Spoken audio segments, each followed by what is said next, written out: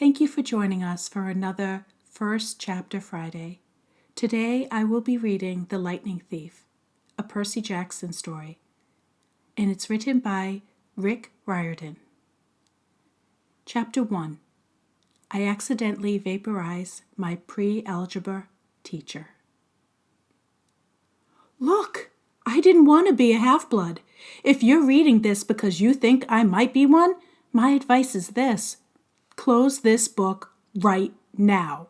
Believe whatever lie your mom or dad told you about your birth and try to lead a normal life. Being a half-blood is dangerous. It's scary. Most of the time, it gets you killed in painful, nasty ways. If you're a normal kid, reading this because you think it's fiction, great, read on. I envy you for being able to believe that none of this ever happened. But if you recognize yourself in these pages, if you feel something stirring inside, stop reading immediately. You might be one of us. And once you know that, it's only a matter of time before they sense it too. And they'll come for you. Don't say I didn't warn you. My name is Percy Jackson. I'm 12 years old. Until a few months ago, I was a boarding student at the Yancey Academy, a private school for troubled kids in upstate New York. Am I a troubled kid? Yeah, you could say that.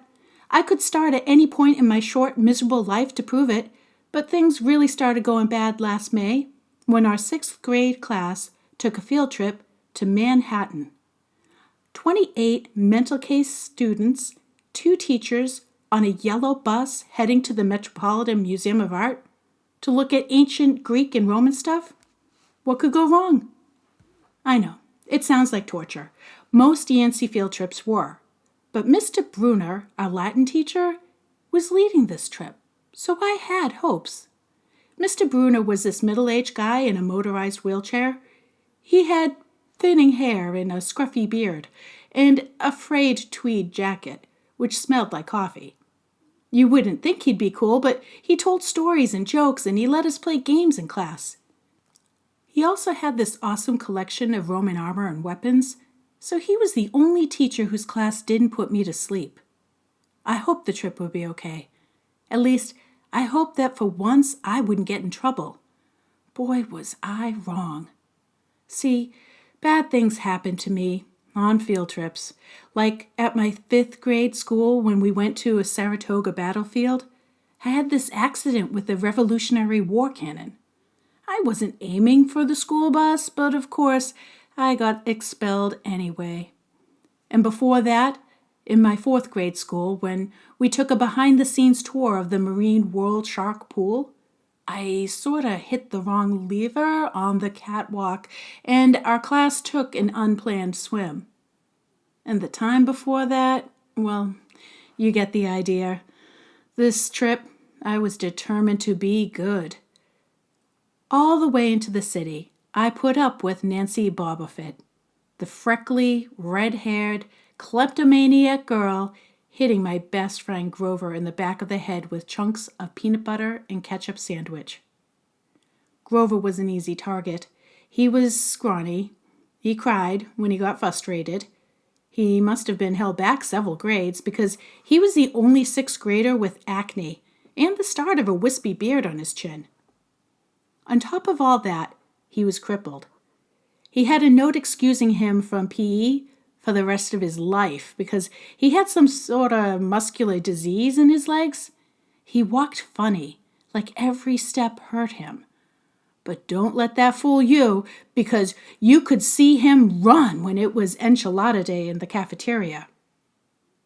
Anyway, Nancy Bobofit was throwing wads of sandwich that stuck in his curly brown hair, and she knew I couldn't do anything back to her because I was already on probation.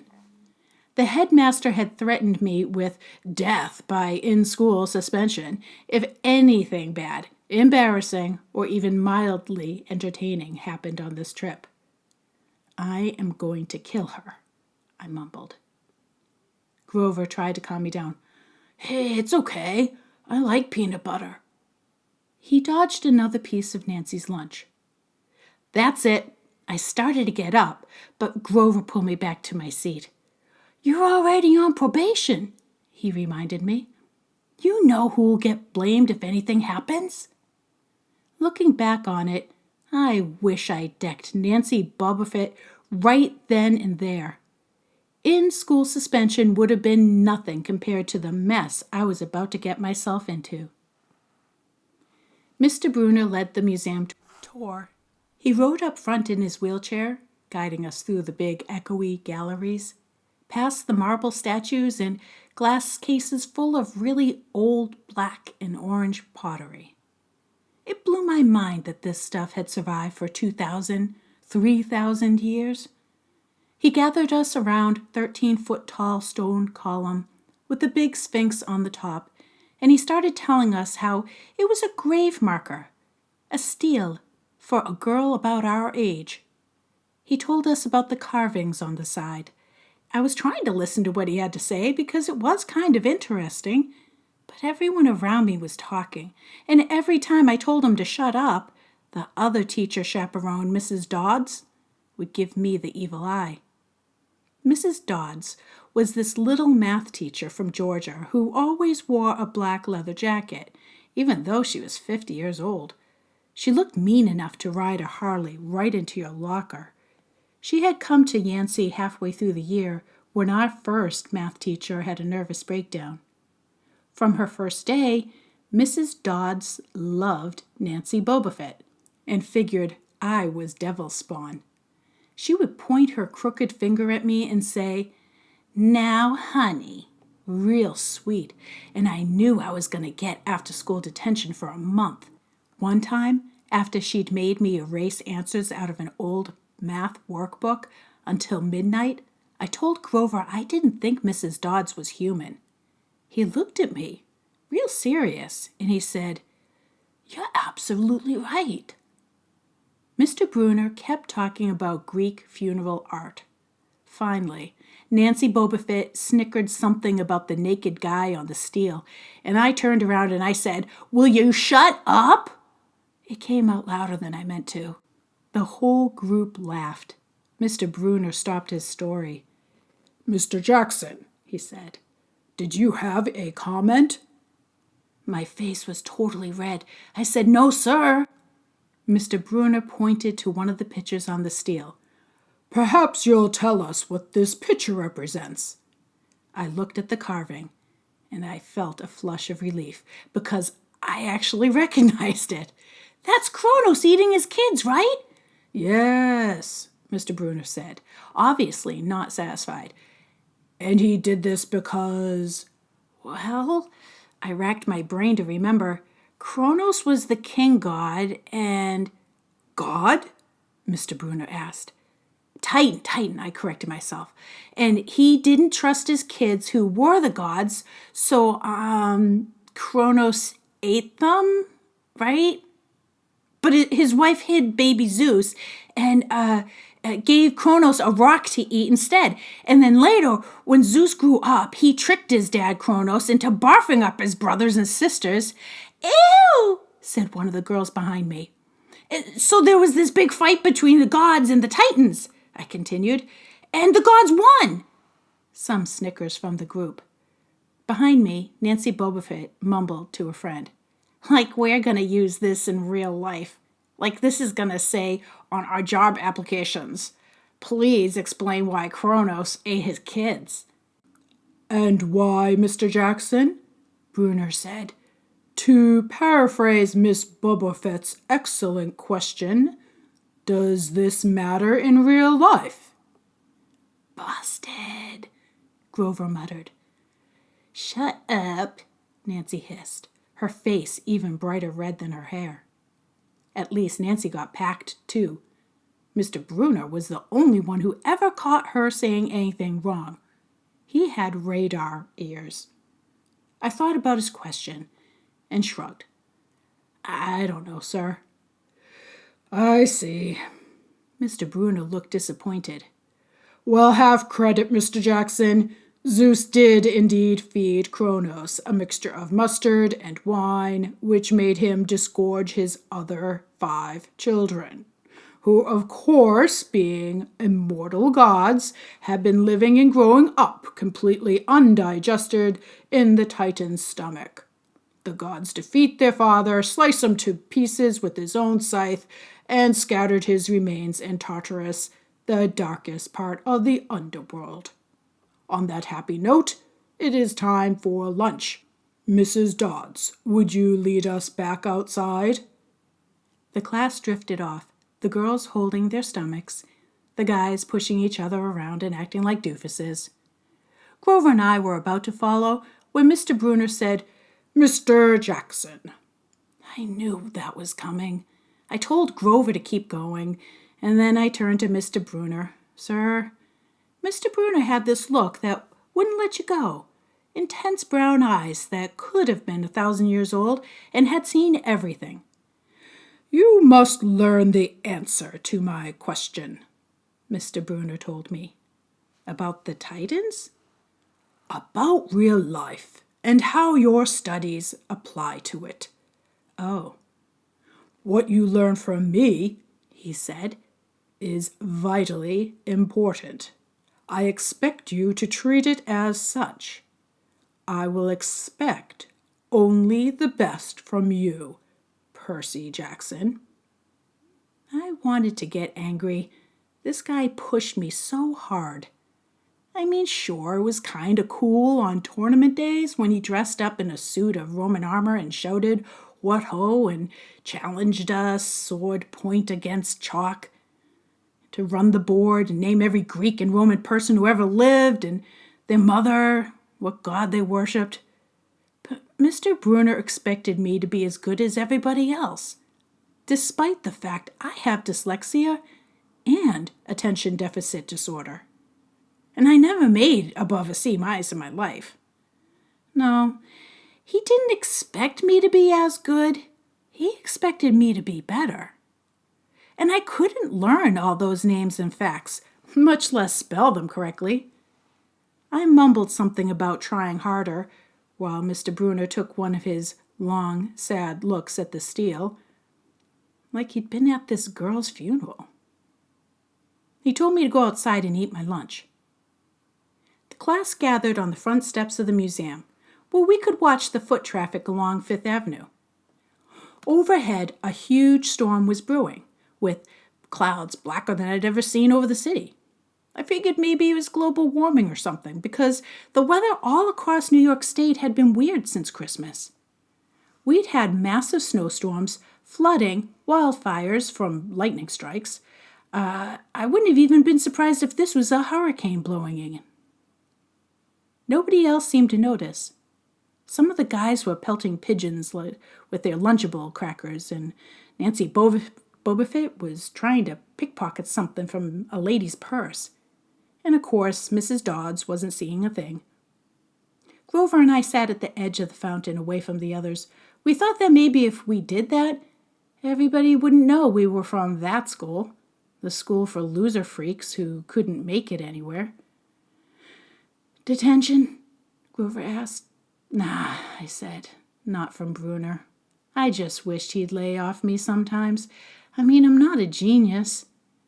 Grover didn't say anything for a while. Then, when I thought he was going to give me some deep, philosophical comment to make me feel better, he said, "Can I have your apple?"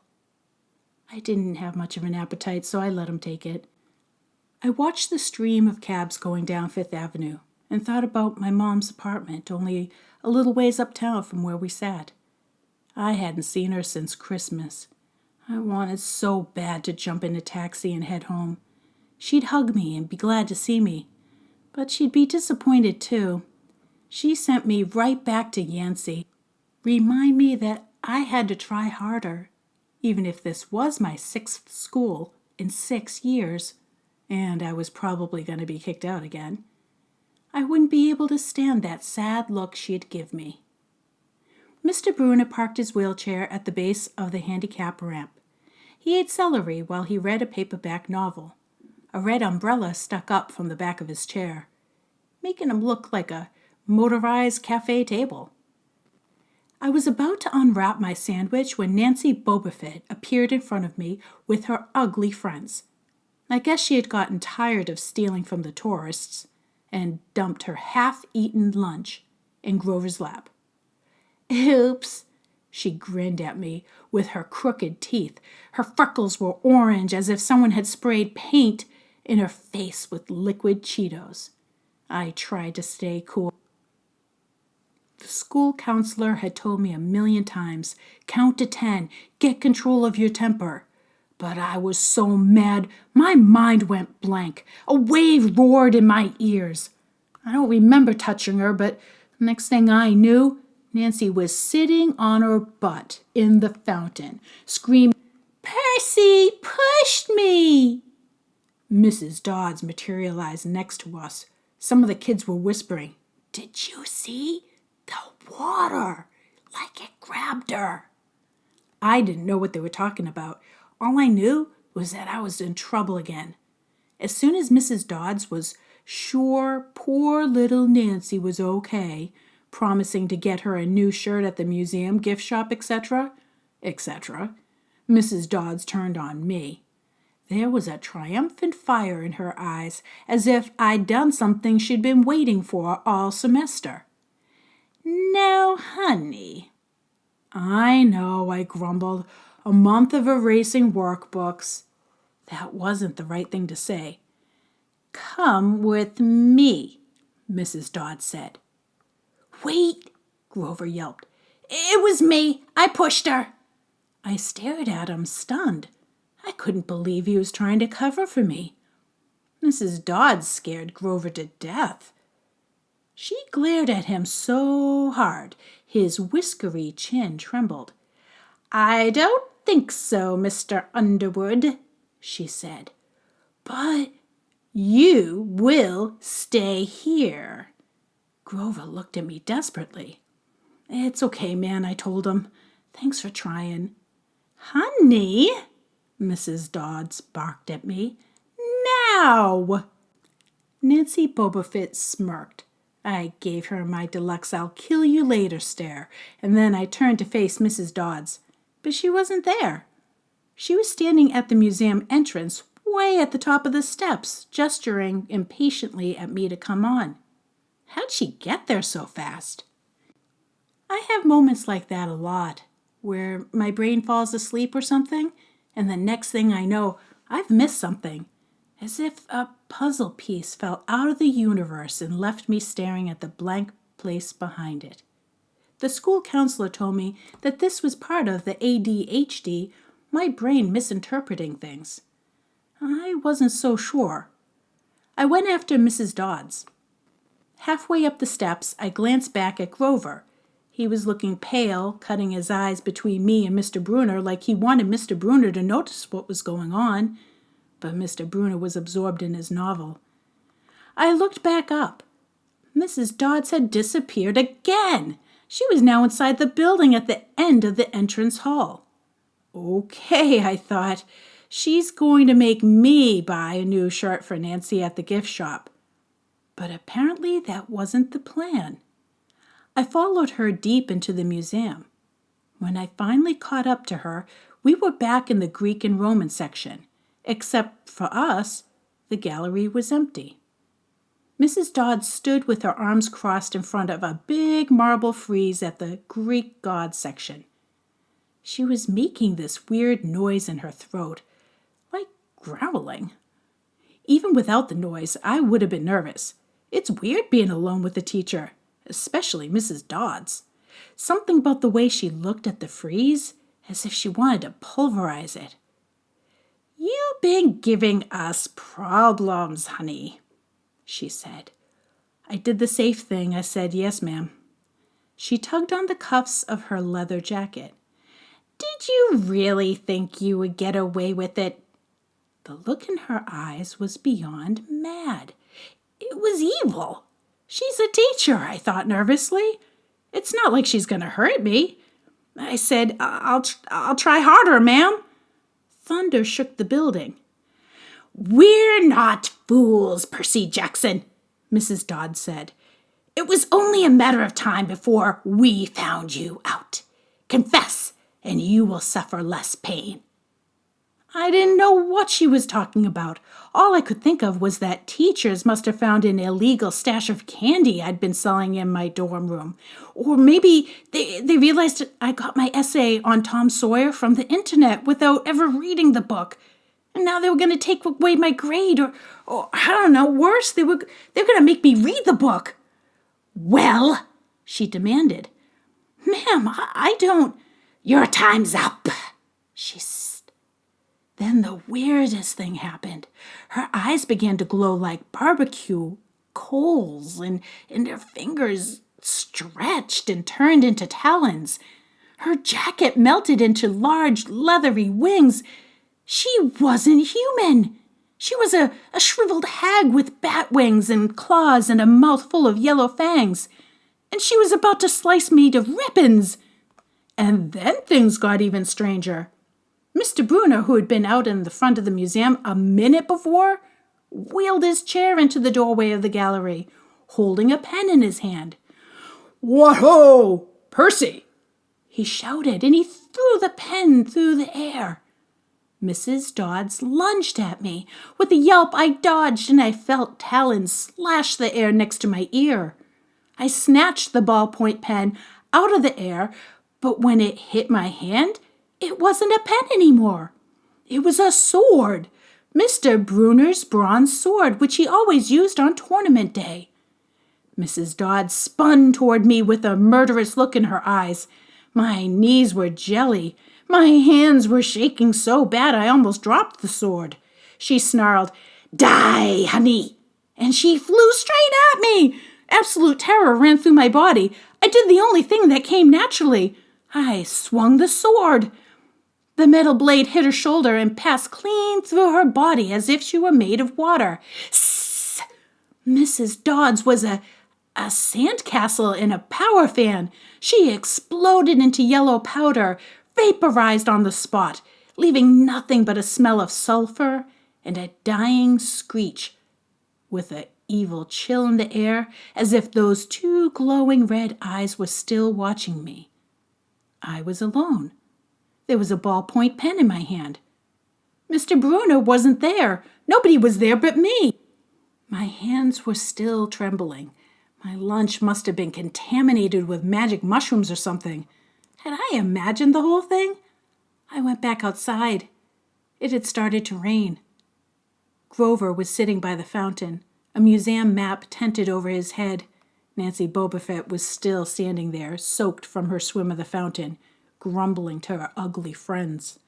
When she saw me, she said, "I hope Mrs. Kerr whipped your butt." I said, "Who?" "Our teacher, duh." I blinked. We had no teacher named Mrs. Kerr.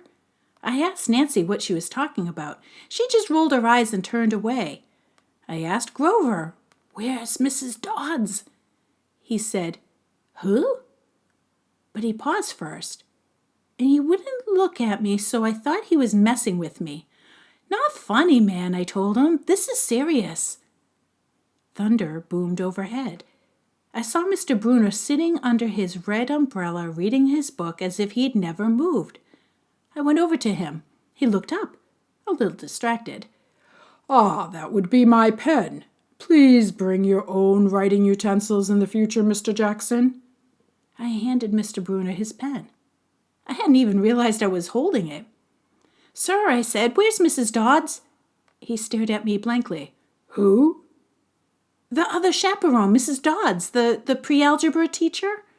He frowned and sat forward, looking mildly concerned. "Percy, there is no Mrs. Dodds on this trip. As far as I know, there has never been a Mrs. Dodds at Yancey Academy. Are you feeling all right?" End of chapter 1.